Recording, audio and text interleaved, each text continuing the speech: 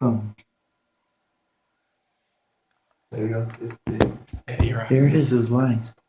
All right, so what we're going to do in class today, philosophy begins by experience. I can give you lots of cool examples from artists and stuff talking about inspiration, but this is the way I'm going to do it instead. Because if I just give you a bunch of cool examples, it'll be less powerful than this one. So the reason we're watching this lady, she's going to talk to us about inspiration as an artist. What I want you to do is listen to all the vocabulary that she uses. Ask yourself, if this was my wife and she was talking about me, what would be the difference? Because you're going to see it's always about a new project, something I want to try that's different. And you have to ask yourself, okay, if she approached my children in this way, what would that make? Because she is a total artist, and her vocabulary is the vocabulary of an artist, and she's talking about her art. So we'll just listen to it under that vein and listen to different key words that she uses over and over again. And then that being done, we're going to she especially finishes the talk with panache. She just nails it. And then we're going to talk about what she said using this as the example of experience instead of me talking to you and putting you to sleep. Okay, so let's go ahead and hit play. Nope, that was iTunes. Oh no, what will play? Oh no. Eminem comes on. Again.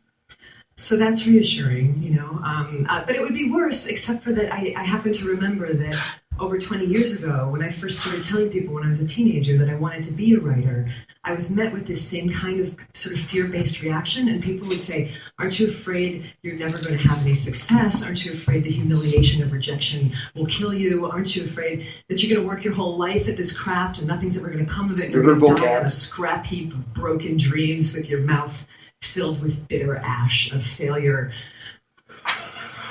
Like that, and the short answer to all those questions is yes. Yes, I'm afraid of all those things.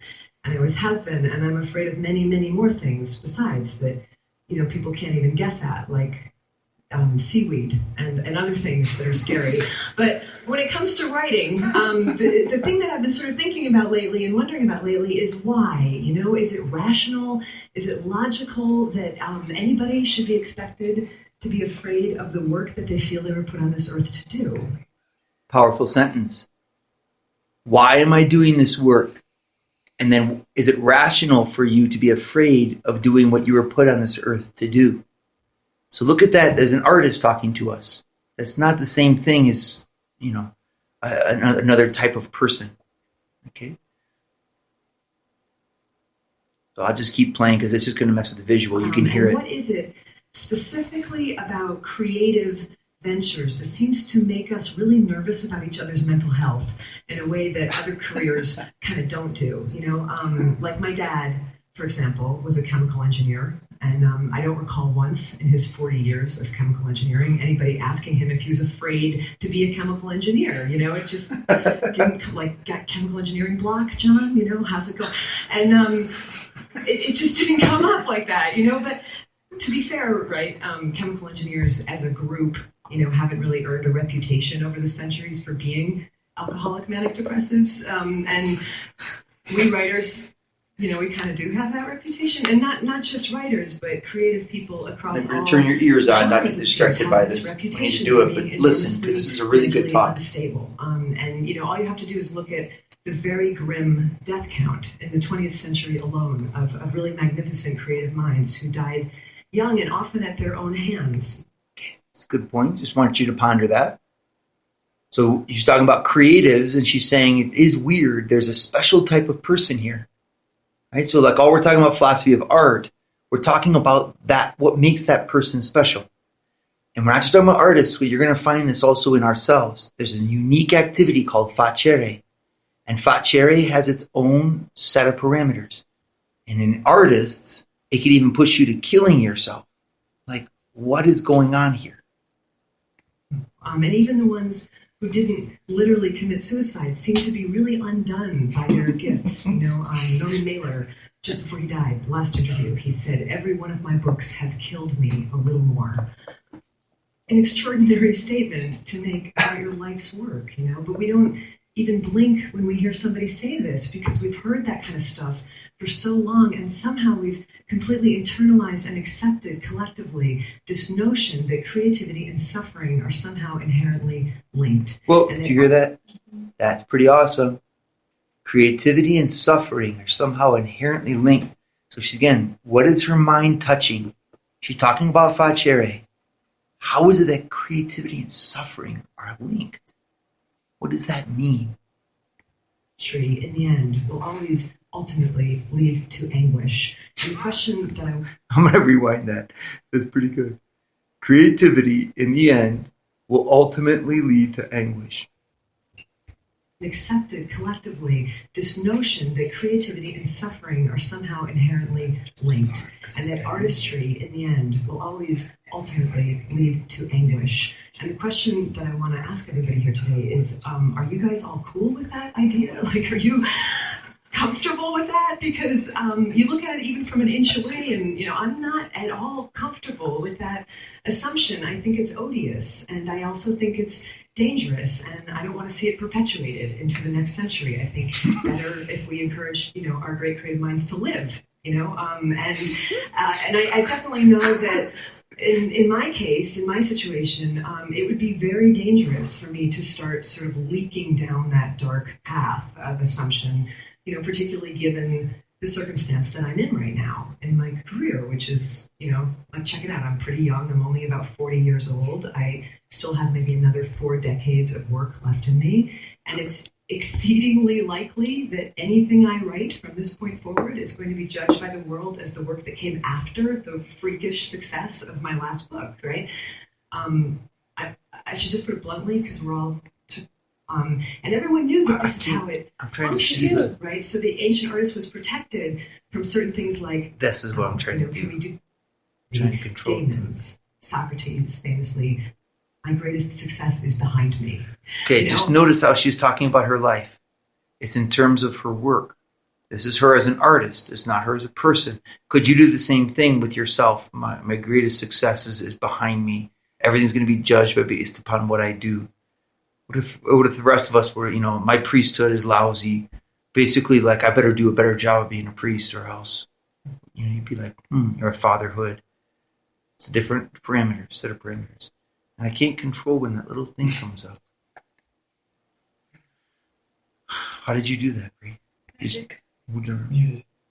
Muted it. That's the kind of thought that could lead a person to start drinking gin at 9 o'clock in the morning. And, I don't want to go there. I would prefer to keep doing this work that I love. And so the question becomes how, and so it seems to me, upon a lot of reflection, that the way that I have to work now in order to continue writing is that I have to create some sort of protective psychological construct, right? I have to sort of find some way to have a safe distance, between me as I am writing and my very natural anxiety about what the reaction to that writing is going to be from now on.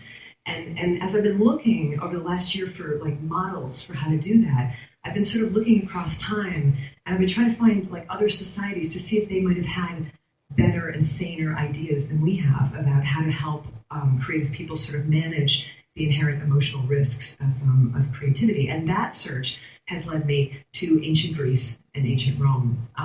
So stay with me, because it does circle around back. But ancient Greece and ancient Rome, people did not happen to believe that creativity came from human beings back then. Okay, people believed that creativity was this divine attendant spirit that came to human beings from some distant and unknowable source for distant and unknowable reasons.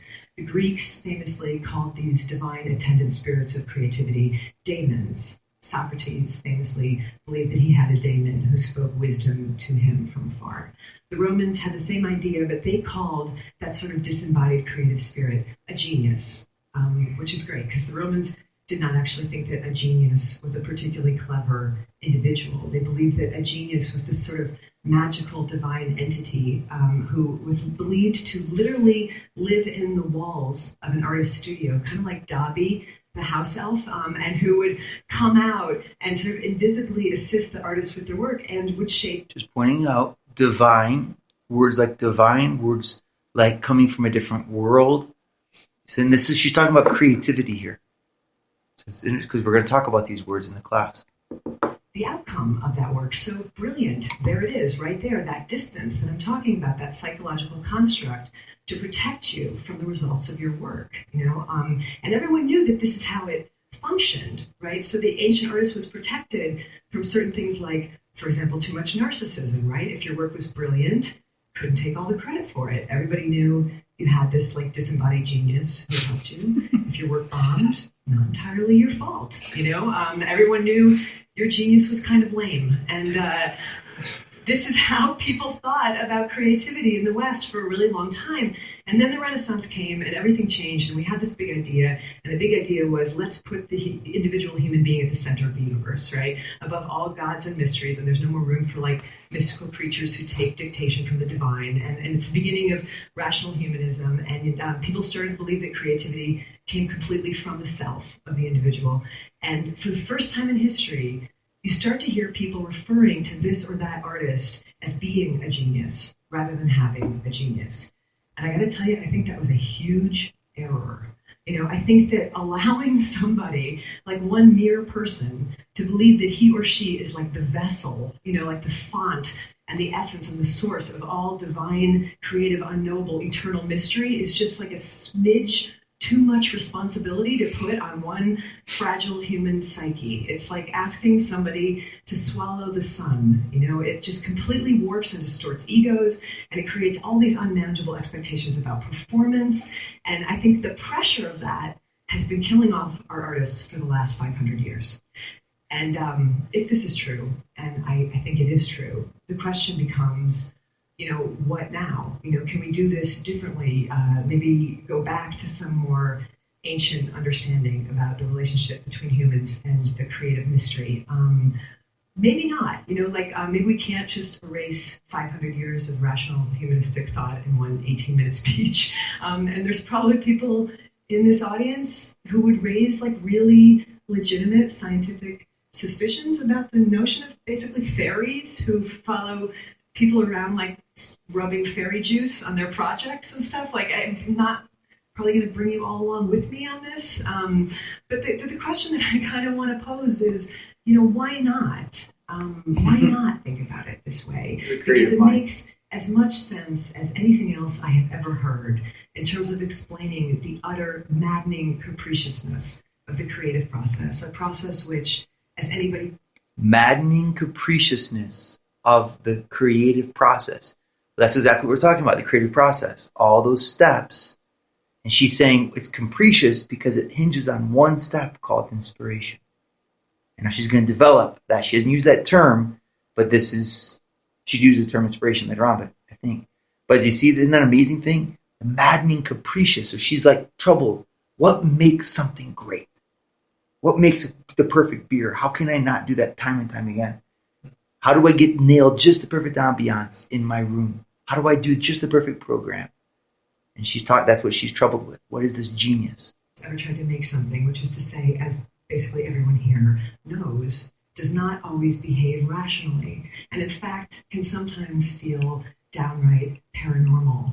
I had this encounter recently where I met the extraordinary American poet Ruth Stone, who's now in her 90s, but she's been a poet her entire life. Listen to this story. She told me that when she was growing up in rural Virginia, she would be out working in the fields, and she said she would like feel and hear a poem coming at her from over the landscape. And she said it was like a thunderous train of air, and it would come barreling down at her over the landscape. And when she felt it coming, because it would like shake the earth under her feet, she knew that she had only one thing to do at that point, and that was to, in her words, run like hell. And she would like run like hell to the house, and she'd be getting chased by this poem. And the whole deal was that she had to get to a piece of paper and a pencil fast enough so that when it thundered through her, she could collect it and grab it on the page. And other times she wouldn't be fast enough, so she'd be like running and running and running, and she wouldn't get to the house, and the poem would like barrel through her, and she would miss it. And she said it would continue on across the landscape, looking, as she put it, for another poet. And then there were these times. This is the piece I never forgot. She said that there were moments when she would almost miss it. Right, so she's like running into the house, and she's looking for the paper, and the poem passes through her. and she grabs a pencil just as it's going through her. And then she said it was like she would reach out with her other hand and she would catch it. She would catch the poem by its tail, and she would pull it backwards into her body as she was transcribing on the page. And in these instances, the poem would come up on the page perfect and intact, but backwards from the last word to the first. So when I heard that, I was like, it's uncanny. That's exactly what my creative process is like. It's not at all what my creative process. I'm not the pipeline, like I'm a mule. And the way that I have to work is that I have to get up at the same time every day and like sweat and labor and like barrel through it really awkwardly. Two different ways of being inspired. So on the one hand, she's got inspiration like that, which is crazy. And then she's describing hers. Inspiration is varied.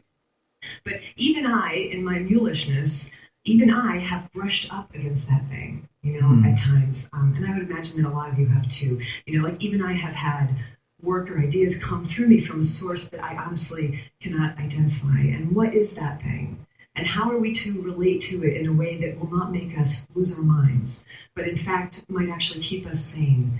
And for me, the best contemporary example that I have of how to do that is the musician Tom Waits, who I got to interview several years ago on a magazine assignment, and we were talking about this. And Tom, for most of his life, he was pretty much the embodiment of the tormented contemporary modern artist. Like trying to control and manage and dominate these sort of uncontrollable creative impulses, that were totally internalized.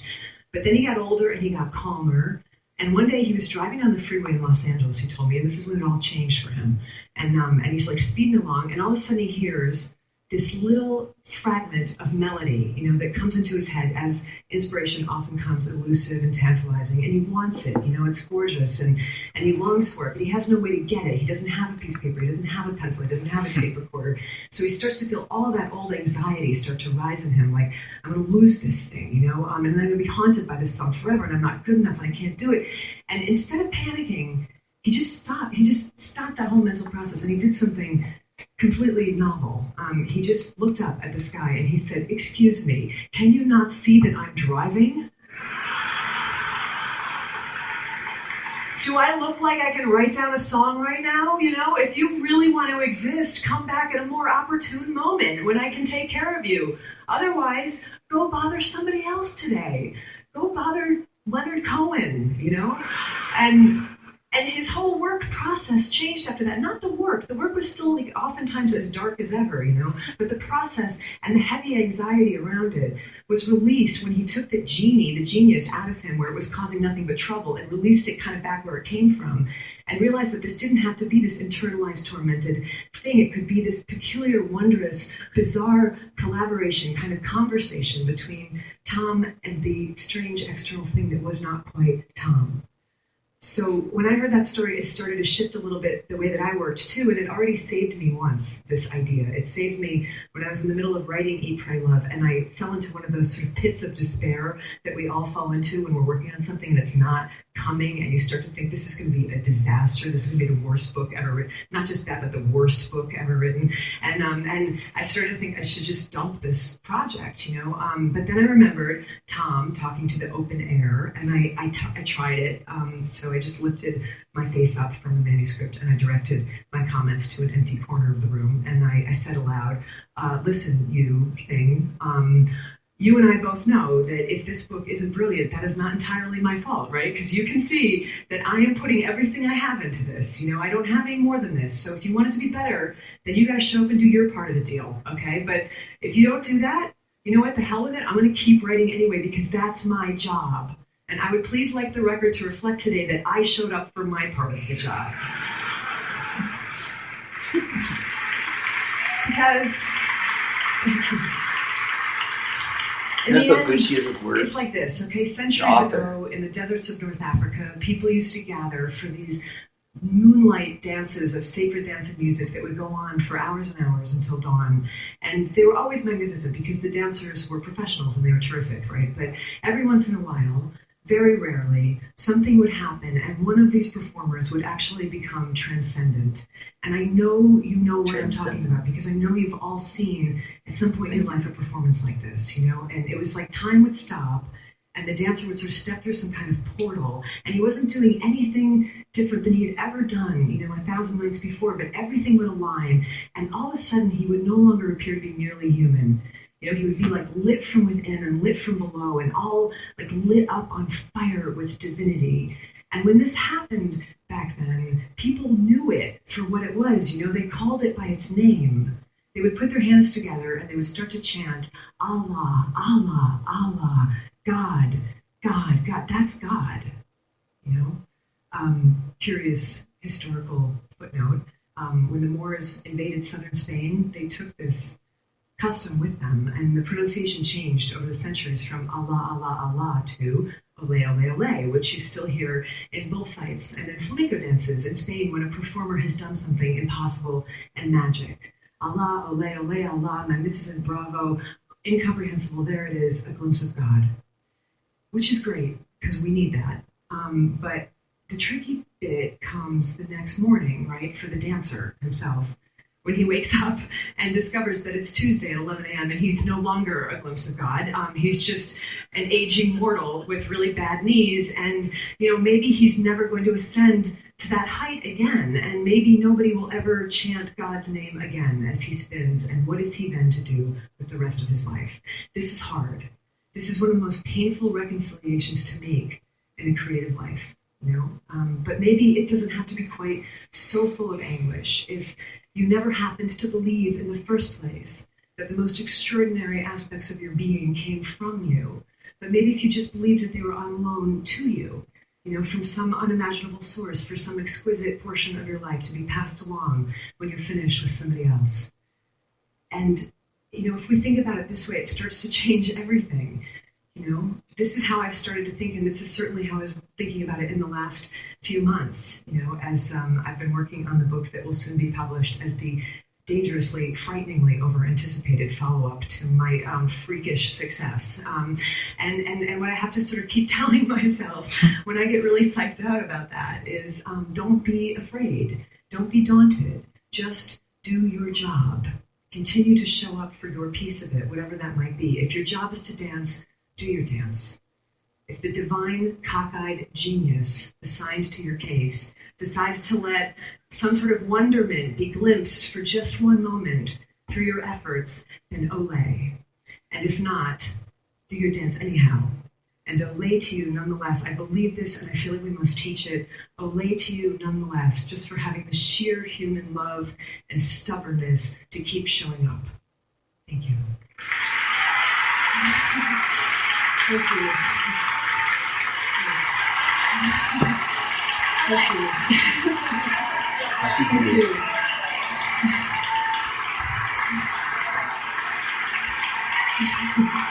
Elizabeth Gilbert, your creative genius, 11,870,000 views, and that's just on this one. Because there was a genius there, wasn't there? Her presentation, her words, the way she spoke, her presence. She even used from time to time. It didn't matter. There's this neat thing. So, okay, this is really nice. All right, I'm going to turn the lights on. Watch your eyes. Let's dissect that a little bit, what she was saying there, because it's a pretty awesome talk. I could have used other examples. You could go through what Beethoven said about his genius. I told you already about Laurence Olivier, how after he performed and had the house on fire, he went back to his room and started crying. And they said, "Why are you crying?" And he said, "Because I don't know how I did it." So, you've got Michelangelo. Not every one of his pieces is great.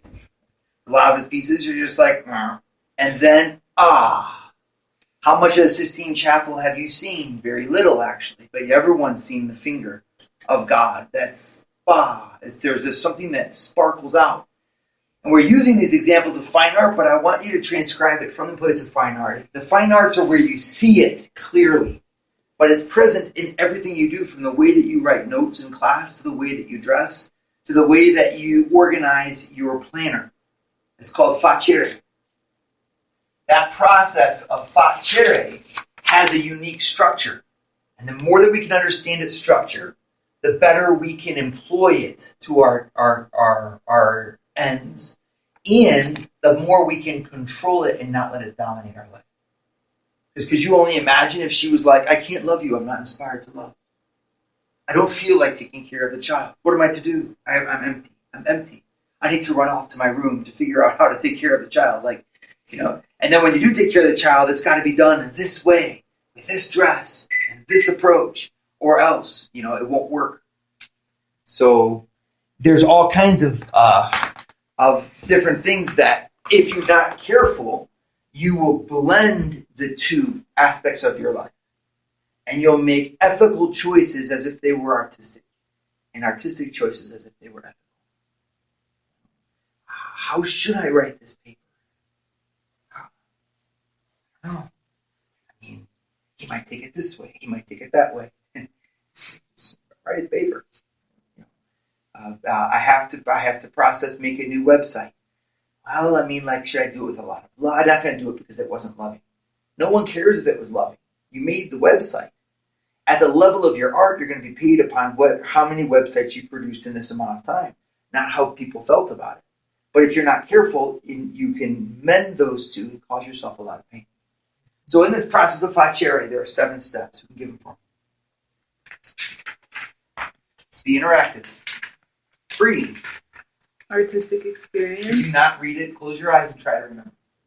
Even if it's out of order. Tell me what you do remember. Put it in order.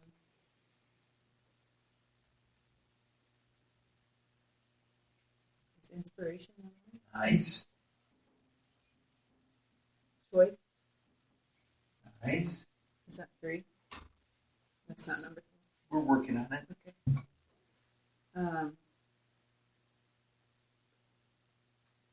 Judgment. Good.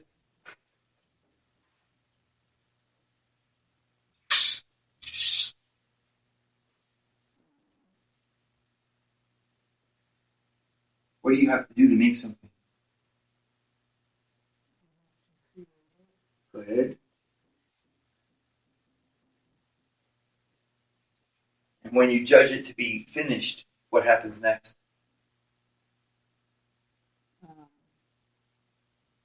Vince? No, that's judgment. And then you say it's good. And what do you do? Agree? Or whatever you need. Good. That's the value judgment. What do you do after that? Yeah. It's called artistic contemplation.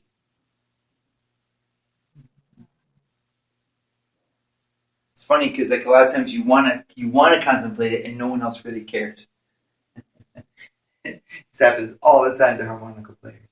It's got to be the most unappreciated instrument out there.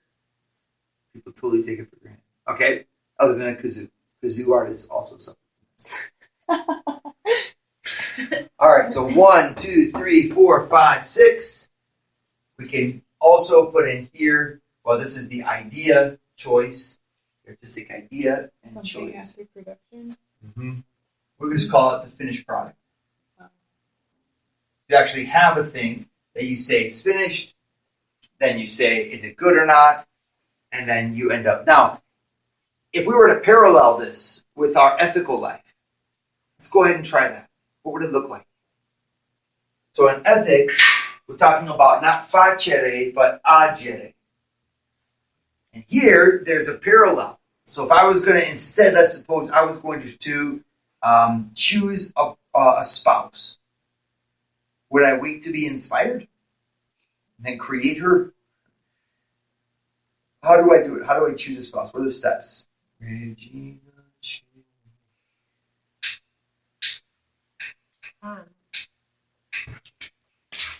Something about a moment. Right. And then Good.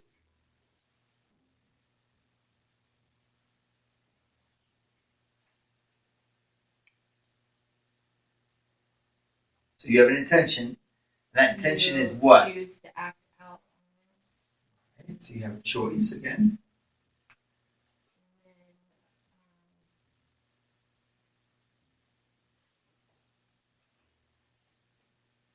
What do you do after you made the choice? Act.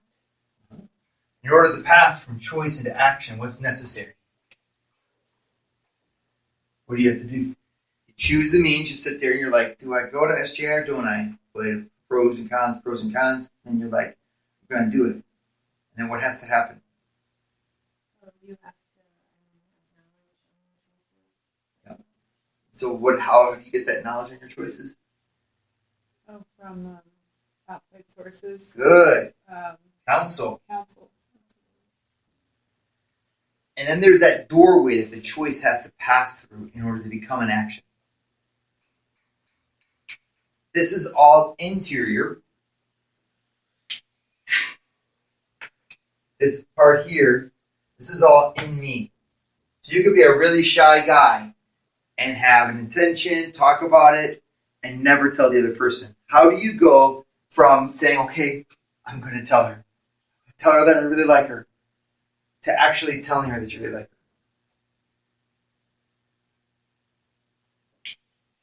Fuck. Oh, just do it. There's a command that we call in Latin. It's so Imperium. Nice. The imperium, like the imperial, right? The king, the act, the commandment. That imperium is the doorway. And once you do the imperium, you go from the inside to the outside. Now you can be judged. That's why we have such a hard time doing this, especially young Americans. We know the right thing and everything, and then we're just like, I'll just lay back in bed again. There's no decision, as Rex would say. Remember, can we have a decision? It's a decision. You're laying there, it's freezing cold. It's time to move. Do you climb the mountain or don't you? And that act of like, I'm getting the heck out of my bed, that's called an imperium. It's where my brain says, do it. So most of the time you're not aware of this. But if you have a hard time executing, it's probably because you lack it. And so what you have to do is go back to that knowledge of just the cold reality. If I lay here in bed, number one, I'm not going to get any more sleep. It's already ruined. And number two, I'm going to ruin the chance to do this. You can rationalize your way through it. Depends. But eventually you get to that point where you're like, all right.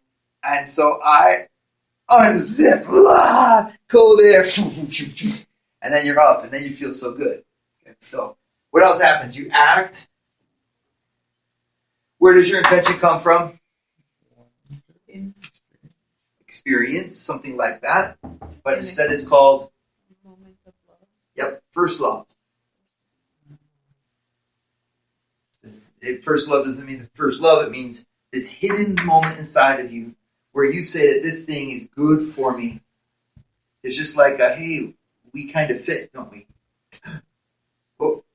And then you're like, I think I like you more than I like sleep. And I think I like you enough to risk my reputation for you. And so then you run over and you're Dad, is she good enough? They're like, dude, go for it. And you're like, well, how? It's like, well, why don't you start slow? Don't ask her to dance right now. Instead, wave at her gently. And then tomorrow, write a letter. And then you're like, that's one way. It would work. I could do that. But I just don't want to do it that way. And so you ask your friend, and your friend's like, dude, just ask her to dance right now. And you're like, that's what I got to do. Many means possible. Which way? I could do a lot of them. This is the way I'm going to do, right? I'm going to ask her. Act. Will you dance with me, sweet pea? Huh? Wait, Gently.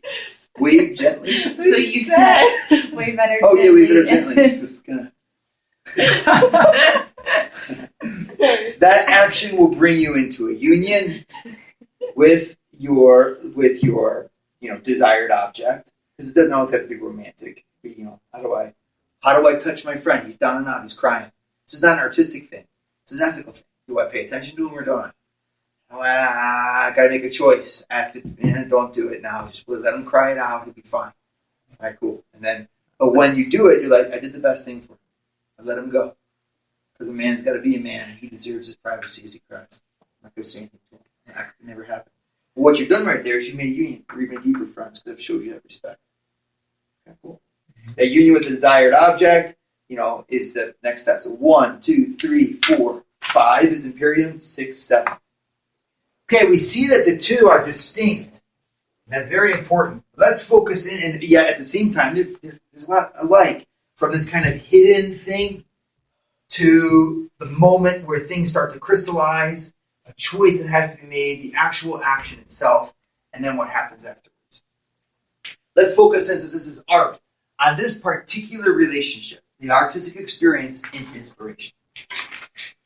Okay, so remember, this is not, what I just did there, you're going to have to reproduce in your final exam. That is a question on the final exam. Parallel the two. You need to be able to explain each of those different moments. If you can't, you can ask me over it again, so you have good notes so that you can pass the thing. Point is not to fail anybody, but if you don't ask, you're going to fail. All right. Is the exam yes or no? No, no, friends. All right, so Are we going over this again? not right now. Too late. Artistic experience into inspiration. What is artistic experience? So again, we're using examples here of the fine arts, but I'm going to try my best to use examples, especially for those who don't do the fine arts, so that you can understand. Artistic experience is an experience of the world that highlights quality. There's a kind of perfection that's present. Why? Because, and this is very important, this is very interesting to see this, art, or facere, always aims at an ideal. You can know when you're being facere when what's driving you is an ideal and not reality. So if you're a teacher and you love the way that you lecture, you will think you've done a good course if you've lectured well. Why? Because the criteria wasn't if your students learned. The criteria was how beautifully you constructed your sentences and how well you delivered them and the timing thereof and the emotion and the way your class built into a crescendo and died out. You could have done the darn thing alone and you would have thought you were a great teacher. If you are working at an ethical perspective, you don't really care about the style of the class. You want to know if your students are learning. Connect with them. The ideal is what makes art alluring. Imagine a movie that was about nothing. No one would watch it. A book that where there was no plot. The plot was poor. It would be garbage. And then garbage. You heard the way that she talked about it. The worst book ever written. And this caused all kinds of anxiety. And you're like, you're wonderful. Your mom loves you. You write books. We love everything that you do. No, if it's not perfect, I won't give it. And that's something you find all the time in art. They'll make something beautiful and they'll rip it up. You're like, I would love to have had that. Guys, not have had that. That's really pretty. No, it's not what I wanted to give. Again, think of kids with their piano. They take all these piano lessons for all these years and never play for anybody. Why? Because it's almost like a denigration of the music. I can't play that. I can't play that in front of you. And then everyone at the party is always like, Jimmy, just play it. Just play. And Jimmy's like, I can't. And he runs away. It's so annoying. People get up to pianos and then they all just back down. It's because there's a high degree of perfection in the piano. Harmonica, low degree of perfection. Piano, super high degree of perfection. You can hear everything. That's why it's so masterful to listen to it. But it's also why no one wants to play it. You almost never find a pianist. It all just makes a noise, you know. Oh, it's kind of Rachmaninoff, more or less, you know. It's like art is driven by this ideal. It starts because this ideal itself, this inspiration, draws itself on perfections, on qualities. In other words, there's something that you grasp in an inspiration of the reality itself at a high point. Otherwise, I wouldn't bother to share it. This ideal is because I am saying something by my art. So again, look at Rocky Balboa and all the ways we picked apart what's behind him in the department because it's fascinating. I mean, Caravaggio's calling him St. Matthew when he's on the couch. I mean, Adrienne, for the first time, he's making his move on Adrienne just at that moment of conversion. Like, totally awesome. It's masterful. Right? Because he's saying something everything becomes intentional.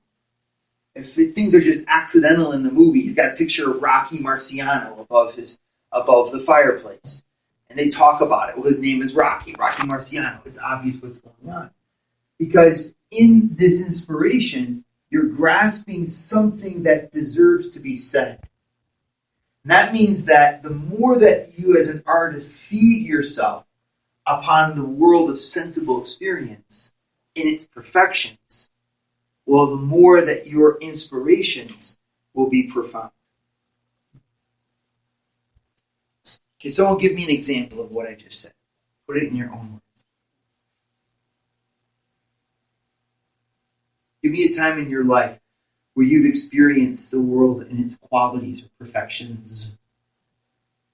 Perfection, you never experienced perfection, but where have you ever been mesmerized about the world around you and said, that is awesome?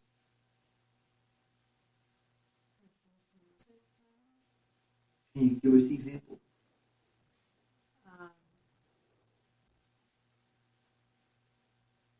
It's, I don't know, just in general, I guess, listening to music. It takes me kind of to another place.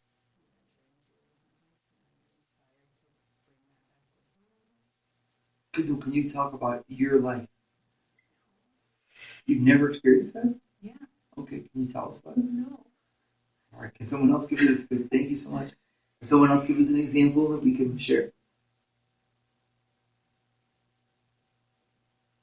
Vincenzo, tell me about a time you tasted a great beer that made your heart stop.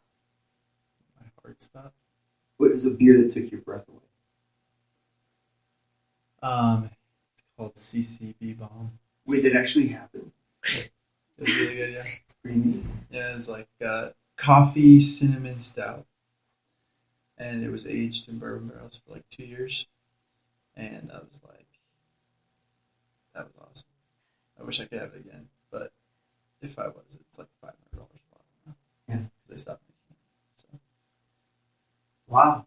Okay, so now when you're doing your beer, have you learned something from that you would take into yours? Like, has your beer making been changed by that experience? Yeah, my preference is for beers, yeah, for sure. Isn't that amazing? Mm-hmm. So, like, because you experienced the world in its perfection, your inspiration itself has changed. Yeah. Your beer making has been modulated by your experience. Mm-hmm. Now, imagine when you go to Belgium and you experience monk-crafted beers. You're going to come back and you're going to do something no guys here do, they never even heard of. These techniques that go way, way, way back. Right? It's kind of, this is what I mean. That's an example. Regina, and it might not be the case, but feel free to say no. Have you ever been inspired? Not inspired by like, I want to be a good person. But have you ever been like, I want or I need to make this. I need to produce this thing.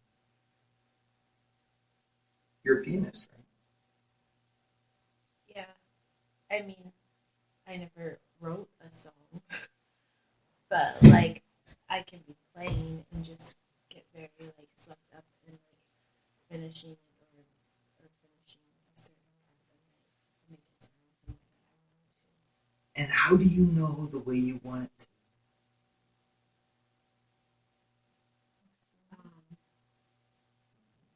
Yeah. Where does that come from? Is it always in you? Do you always know how you want to make it sound? No, it's. I can't tie it back to, like, any particular experience, though. It just happens. This is cool. That's called inspiration. Thank you very much. This inspiration is something that artists will say is not controllable, although you can dispose yourself to it, but it's not controllable in and of itself, and that it comes from outside. All that talk that you just heard about the Olay, I mean, like, how true is that? There's Regina, she plays a piece a million times, but then there's just that one time she sits down and she just nails it. And she couldn't even tell you how she knew or what she knew, but she knew because she did it. It's funny because that inspiration is different for each person. So if you go back and get in touch where you're when you're in touch with it, when you're in tune with it, it's this source of a new idea. It's the source of newness, of novelty, right? But novelty means newness. It's just newness.